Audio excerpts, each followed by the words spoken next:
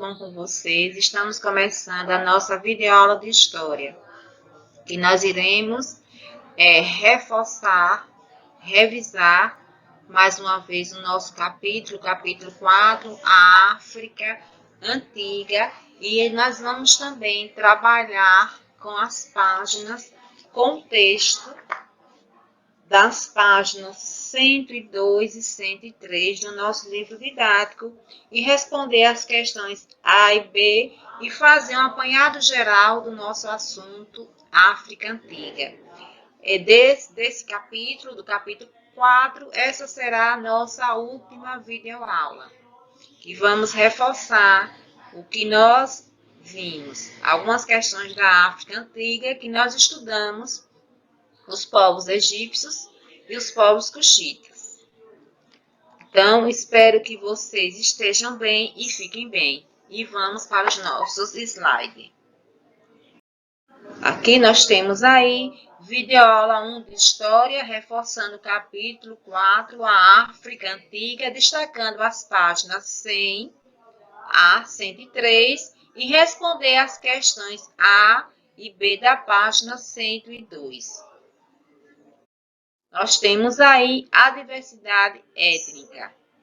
Uma das principais características das populações africanas é a diversidade étnica. Observe no livro didático, página 103, mulheres de diferentes etnias africanas. Etnia quer dizer o quê? O que significa etnia? Etnia é grupo de pessoas que compartilham as mesmas características socioculturais, como língua, religião, costumes e modos de agir.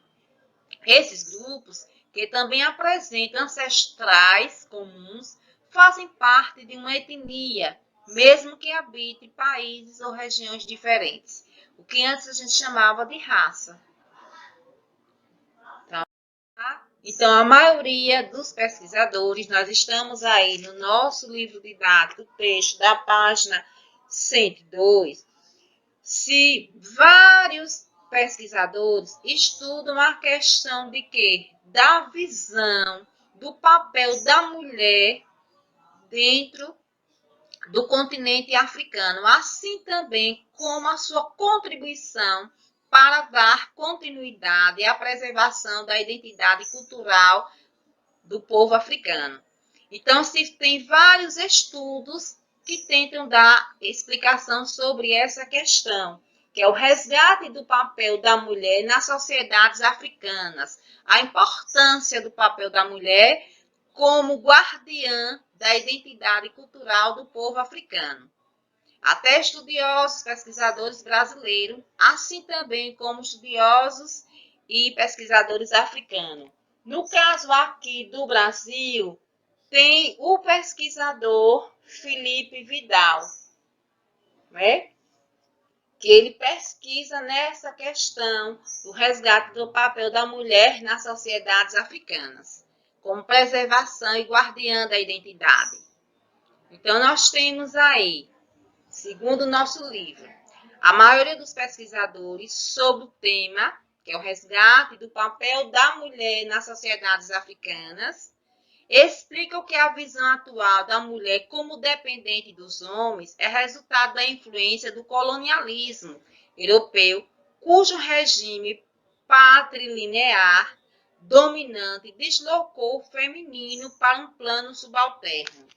E reforçando aí que se diz o quê? Que essa visão da mulher submissa ao homem, da mulher que tem um papel subalterno, dependente do homem, vai surgir no advento do quê? Do colonialismo, que tinha a ideia do patrilinear. O que é isso, patrilinear, professora? Vocês podem dizer. Patrilinear é a organização social em que o nome e os privilégios são transmitidos pelo pai. É que também a sociedade europeia é uma sociedade patriarcal. O homem como chefe de família, o homem como ser dominante e a mulher como ser secundário submissa a este homem. A sociedade também patriarcal, que a nossa sociedade brasileira, por conta da sua colonização, também se formou uma sociedade patriarcal, também uma sociedade patrilinear, que o privilégio e a organização são transmitidos pelo homem. Mas é bom que a gente diga que em algumas sociedades africanas existiu o que? A sociedade matrilinear. Matrilinear é o contrário. Que diz o quê? Que a organização social em que o nome e os privilégios são transmitidos pela mulher. Por isso que a mulher africana tem essa importância para a preservação da identidade do povo africano. Vamos aqui, patrilinear, dominante, quer dizer, que tem a organização, né, e os privilégios partindo do homem, deslocou o feminino para um plano subalterno. A verdadeira emancipação, né, a independência feminina, deve partir do estudo e da recuperação de elementos do passado africano, pois os valores de solidariedade entre mulheres e homens sempre foram a base da vida social dos povos africanos. Que vê a mulher como um ser subalterno é resultado do colonialismo do continente africano, o colonialismo pelo povo europeu. E que em muitas comunidades, né, se tem essa solidariedade entre homens e mulheres, e que essa solidariedade, forma a base da vida social dos povos africanos. Que é a questão também que a gente fala na sociedade brasileira, que em outras sociedades também, que ao longo da história, as mulheres começaram a reivindicar pela igualdade de gênero, igualdade entre homens e mulheres, e buscar o seu papel dentro da sociedade, da visibilidade, o chamado empoderamento feminino, de a mulher não se ver mais como subalterna ao homem, se vê um ser tão capaz, igual quanto o homem. Aí nós temos aí as questões do texto da página 102. O texto traz o seguinte, vejam o texto, escutem o texto. O resgate do papel da mulher nas sociedades africanas. Nas últimas décadas, estudiosos têm procurado estimular o resgate do papel das mulheres africanas, afirmando que elas sempre desempenharam importantes funções em suas sociedades. Entre esses estudiosos, a professora Fernanda do Nascimento Tomás, da Universidade Federal de Juiz de Fora, tem encontrado resultados importantes. Ela desenvolve pesquisas sobre a sociedade Makua, que vive ao norte de Moçambique. De acordo com a pesquisadora, ao longo da sua história, as mulheres Makua exerciam um papel central em suas sociedades, coordenando as produções agrícolas e a dinâmica familiar. Também podemos citar os estudos de Felipe Vidal, professor de Antropologia Cultural e História da Arte no Instituto Nacional de Formação Artística em Luanda, Angola. Nas palestras que realiza em faculdades angolanas, ele convida os alunos a se dedicar com maior afinco à pesquisa sobre os aspectos tradicionais que testemunham o valor da mulher nas sociedades africanas. Segundo Felipe Vidal, os estudantes devem contribuir para que a sociedade valorize o seu passado.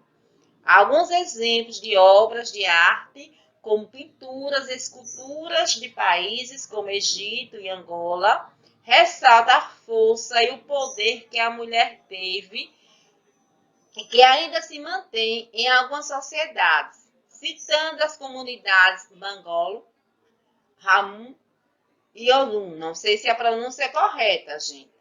O professor salienta que a conservação em certas medidas de linhagem matrilinear comprova a grande importância social da mulher. Lembra que a sociedade matrilinear, que tem como a organização social, o nome e os privilégios são transmitidos pela mãe. Continuando o texto.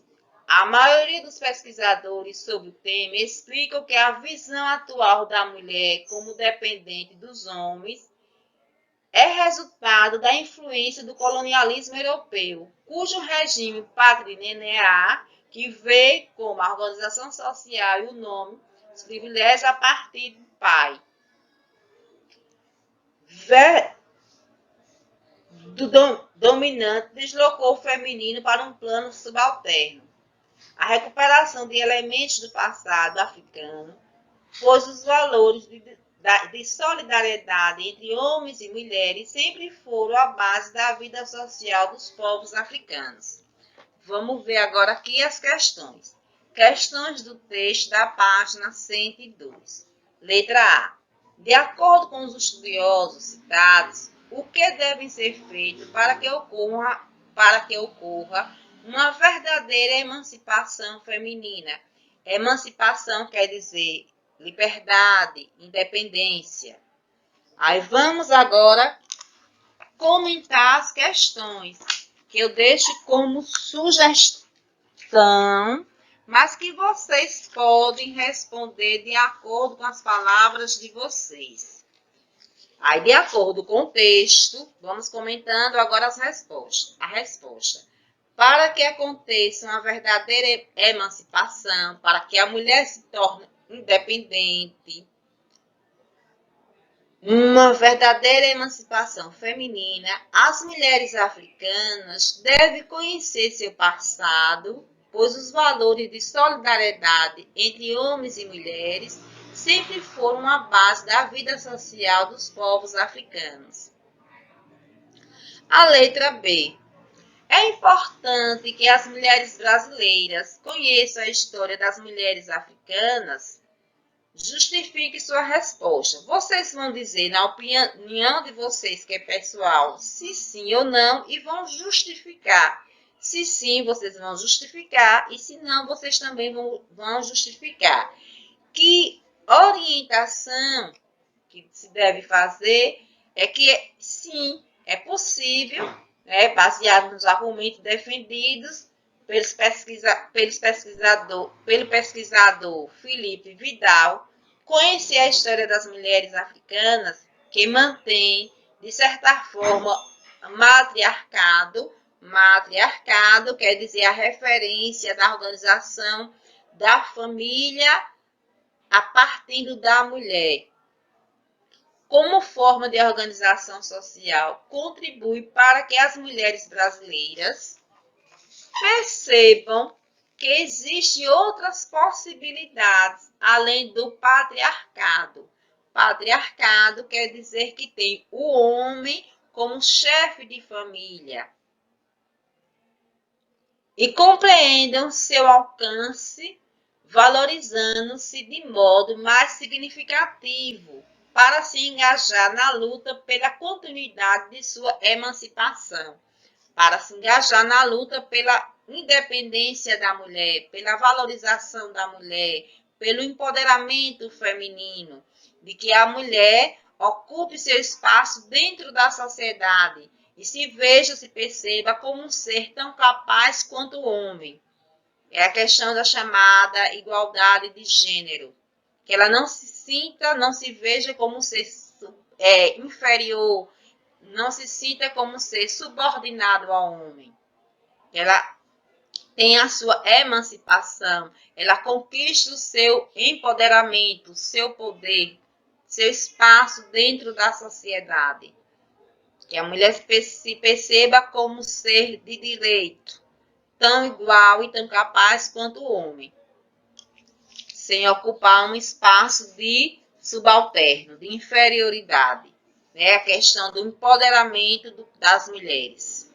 Já vimos o que é uma sociedade patrilinear, que é aquela sociedade onde a organização social e o nome se dá são transmitidos pelo pai, e a sociedade matrilinear, que muitas comunidades africanas africanas eram sociedade matrilinear, que é a organização social, a organização da sociedade, e que o nome e os privilégios são transmitidos pela mãe.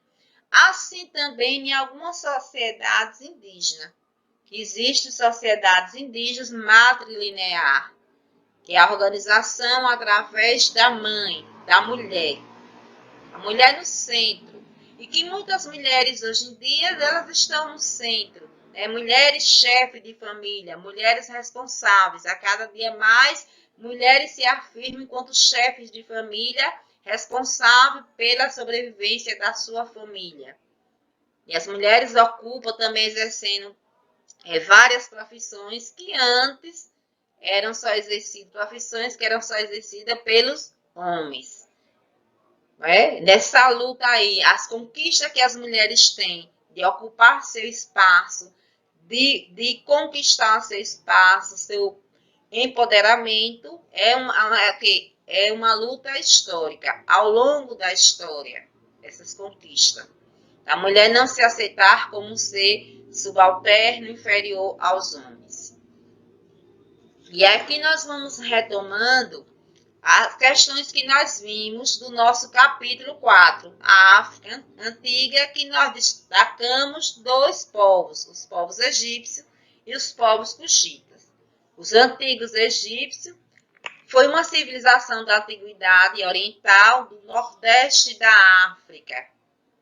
Então, o Egito está localizado aí na África, a capital do Egito é Cairo, e que nós vimos também que, embora esteja localizado numa região desértica, numa área desértica, o Egito, essa civilização, só foi possível a sua sobrevivência nessa região por conta do quê? Do rio Nilo, fundamental para a sobrevivência desses povos.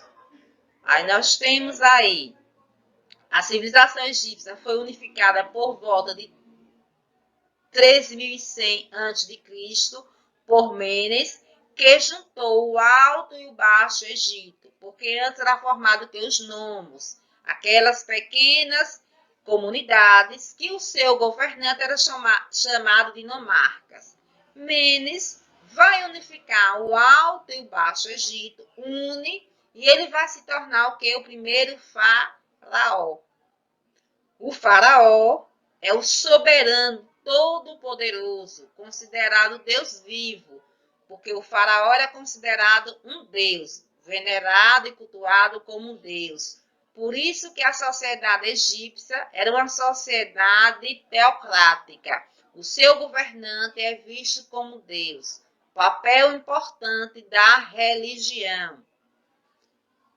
Sua pessoa era sagrada, concentrava em si os poderes político e espiritual. Ele tinha o poder central e o poder espiritual, religioso, que ele era visto como Deus, um representante dos deuses, ocupava o topo da pirâmide, né? A pirâmide, quem estava no topo da pirâmide egípcia, o faraó, depois vinham os sacerdotes, que era um grupo social também privilegiado no Egito Antigo, porque eles eram encarregados do quê? Das práticas religiosas, por isso que tinha muito poder. Tem até esse registro que, há alguns momentos, o faraó, os sacerdotes disputam o poder com o faraó, e que depois vinham quem? Os escribas, que eram aquelas pessoas que sabiam ler e escrever, que se destacavam, porque era encarregado de quê? Das questões da fiscalizar, cobrar, receber os impostos e registrar toda a parte de quê? Das obras públicas. Depois vinham quê? Os militares, os soldados encarregados da guerra, porque a guerra era presente na sociedade egípcia, e na base, a maior parte da população egípcia era formada por quem? Por camponeses, que a principal atividade do Egito Antigo era a agricultura.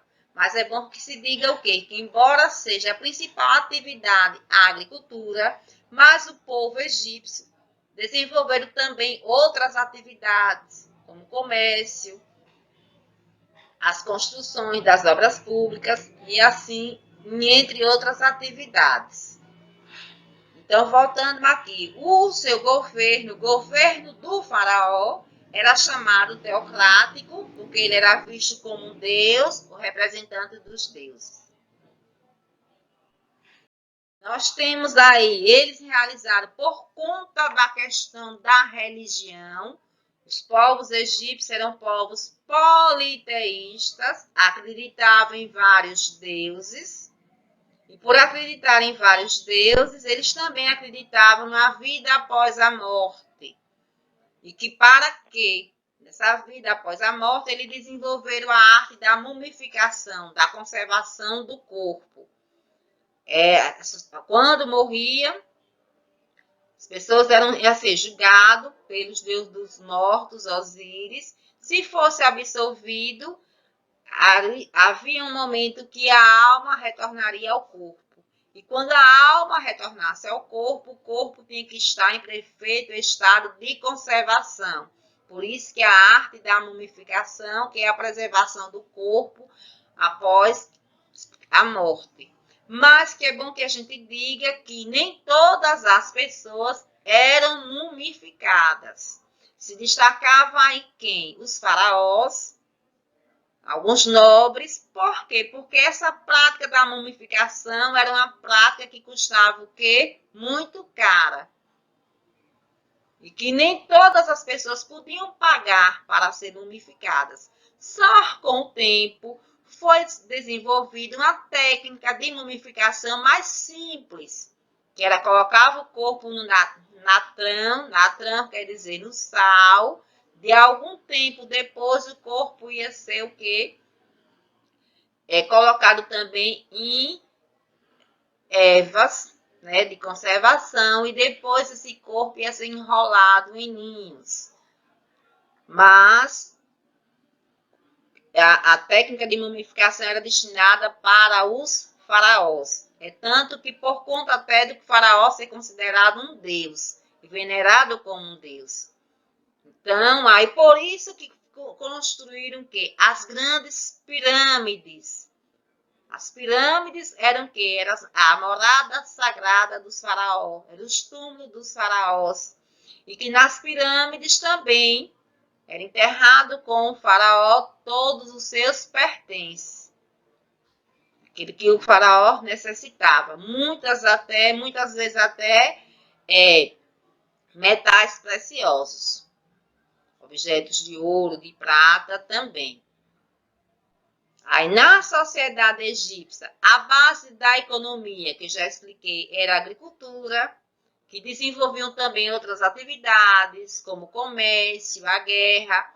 Repare que os escravos, os escravizados, eles também estavam na base da pirâmide egípcia. E esses escravizados eram aqueles que vencidos em guerras. Eram os estrangeiros vencidos em guerras, que quando perdiam as guerras, eram vencidos, iam para o Egito na condição de escravizados. Assim também como por dívida. Às vezes contraía alguma dívida para com o Estado egípcio, se tornavam escravos, que iam trabalhar na agricultura, nas práticas agrícolas, assim também como nas construções públicas. Então, eles cultivavam trigo, a cevada, frutas, legumes, linho, algodão. Os egípcios eram povos politeístas, eu já falei, acreditavam em vários deuses. Eles acreditavam que os deuses também tinham sentimentos sentimentos parecidos com os humanos, né? A escrita egípcia era hieroglífica, os sinais sagrados, que eles escreviam no papiro. Papiro era o quê? Papel feito do papiro, da planta, né? Do papiro. Também blocos, que era escrito a escrita hieroglífica era também muito destinada também às práticas religiosas. E no dia a dia se desenvolveram uma escrita mais simples, a chamada demótica. O rio Nilo, a principal fonte de água para os egípcios, uma região desértica que eles sobreviveram graças ao rio Nilo, por isso que era a principal fonte de água para os egípcios. E que eles desenvolveram também, para aproveitar o máximo das águas do rio Nilo, eles desenvolveram o quê? Rico sistema de irrigação, construíram diques, canais de irrigação para irrigar o solo. E também havia a época da enchente do rio Nilo, o rio Nilo enchia, e quando as águas do Nilo voltavam ao normal, as águas das suas margens, as águas ribeirinhas, as águas à margens do rio Nilo, ela depositava o quê? Um fertilizante natural chamado humus, que é a terra mais escura, que ficava em contraste com as outras terras mais desérticas, que era vermelha. E esse humus era o fertilizante natural que os egípcios podiam, eram as terras melhores para se plantar. Por serem as terras mais férteis, melhores para o plantio, essas terras também eram muito disputadas entre o povo egípcio.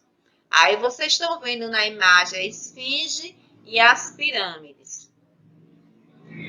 E que a nossa videoaula chega ao fim. Espero que vocês façam a atividade e continuem estudando até o nosso próximo encontro. E nós encerramos também o estudo do capítulo 4. Mas que eu deixo como sugestão que vocês retomem a leitura no nosso livro didático. Até o nosso próximo encontro, turma. Tchau, tchau.